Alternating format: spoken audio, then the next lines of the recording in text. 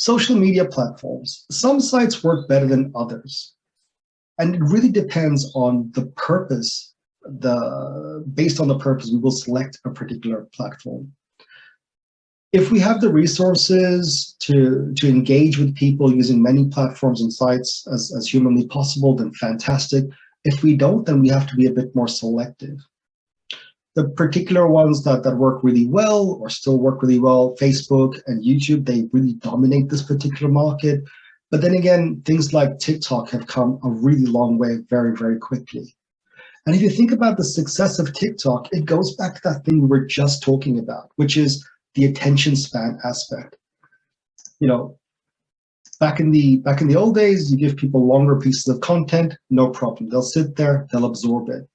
But in today's world, with so much distraction, people don't want to sit there and watch a 10-minute advertisement or a 10-minute speech. 6 seconds, 5 seconds, 7 seconds, make it quick, make it responsive. Instagram also pretty good as well. So it really does depend on who you're trying to target. Social sites specialize in different media types, but you can always cross-post between them. What this is basically talking about is YouTube, longer videos, Facebook, videos, messaging, posts, Instagram, both visual posts, very, very short videos. So you've got lots of different options. It really depends on what we're trying to do. If you think about it, Instagram's done a really good job to take advertising, which would have traditionally gone into magazines and newspapers, like really high quality pictures, and it's taken that to the digital platform. So they've done a really good job of that. We also need to follow our target audience rather than make them come to us.